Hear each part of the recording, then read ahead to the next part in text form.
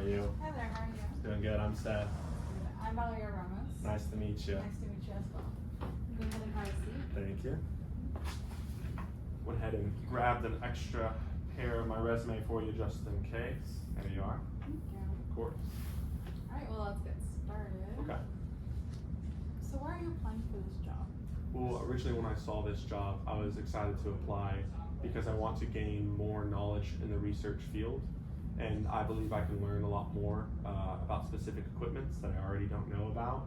And I could use that knowledge later in my professional career once I graduate. And so I really just want to learn. And what have you done to prepare for this job? So I've worked in a pet clinic before, as long with a research position with the equine center.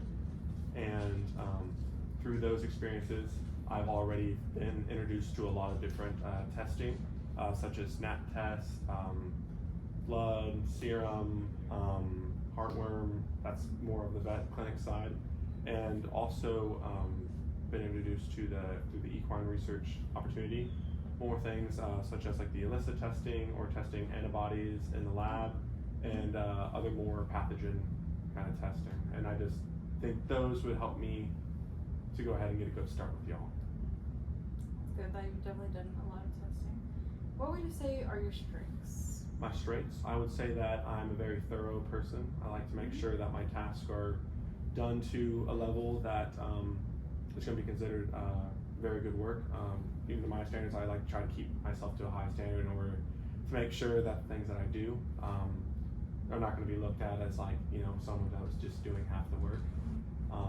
And so I would say that's one of my strengths, is just being thorough. Good. What about your weaknesses? My weaknesses, I would say that especially in school in particular, I take on quite a bit of responsibility or too many tasks at a time. And at times that can affect my strength that I mentioned of being thorough, because with taking on too much, especially with trying to hit deadlines, if there's deadlines incorporated, then some of my thoroughness at the end product of it is going to be decreasing just because I had too much on my plate. And so in order to try to fix that, I've been learning the limits of what I can handle at certain times, especially at time intervals, along with learning how to possibly share responsibilities, if it's like a group project for a school example, or along in a professional setting, being able to share with a partner responsibilities or a supervisor, just overall communication of the task at hand. What do you view as your most valuable skill? My most valuable skill, I would say that I'm a good communicator. I love to talk. And so I would say whether that's just, you know, friendly chatter or whether that's in a professional setting, I think I have a very good ability to express myself, be able to articulate a thought, and I think that could be very useful to just exchanging ideas and also receiving ideas in a communication basis.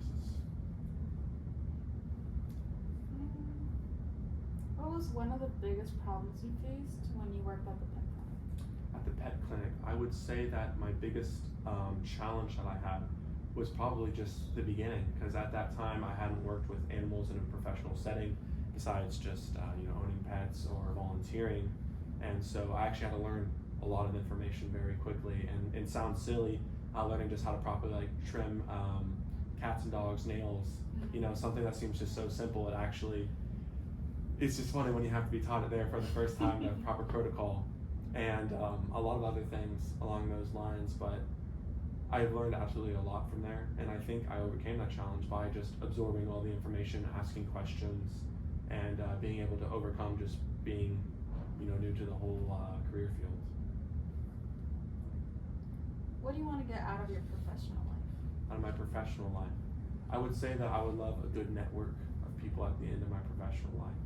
And with that comes good acquaintances that to develop professional friendships with, people with interested in a similar field than myself, and just very fulfilling. I think people in general and the relationships between people can be a very fulfilling thing. And I would love at the end if I got to look at all the lives I got to impact and all the other people's lives that got to impact me through a career setting, rather than, you know, a number in a bank account or a amount of list of accomplishments I could put behind my name, you know, at the end of it all.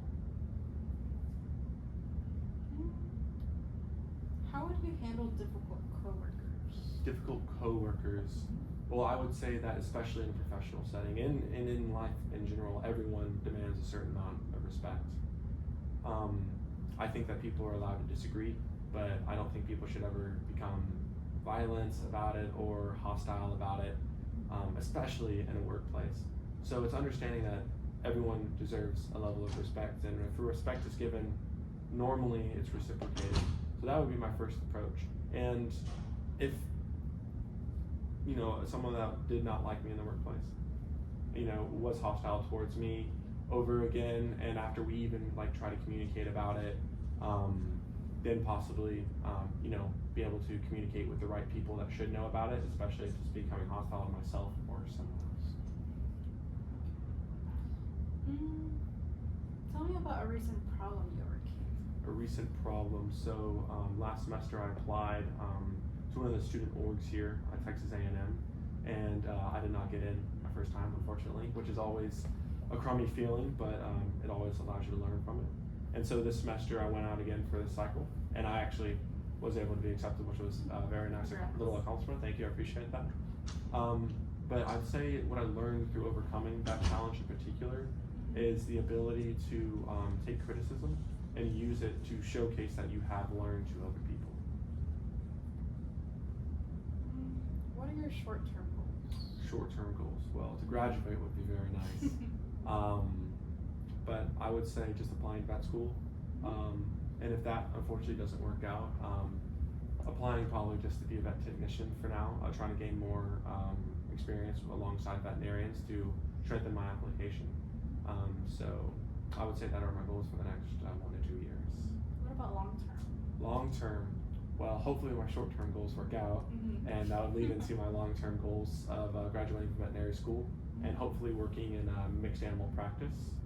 And I actually really enjoy the research side of it now. As I mentioned with that equine research position that I've been in, it's very interesting to see the different dynamics between a veterinarian of almost any animal, their interactions with clients, and when they're working hands-on with owners versus working more independently in a research setting with a primary goal rather than trying to assess small situations at a time. And I think that's something I would really love to explore when I'm older.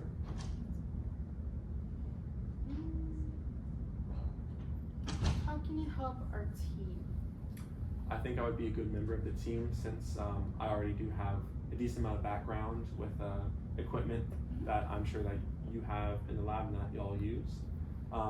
And also my communication, as I presented earlier. If I do have a question of something I don't know, I'm not afraid to ask about it to learn. That's my primary goal. And overall, just be helpful, keep things tidy and neat to make sure that people get done what they need to get done.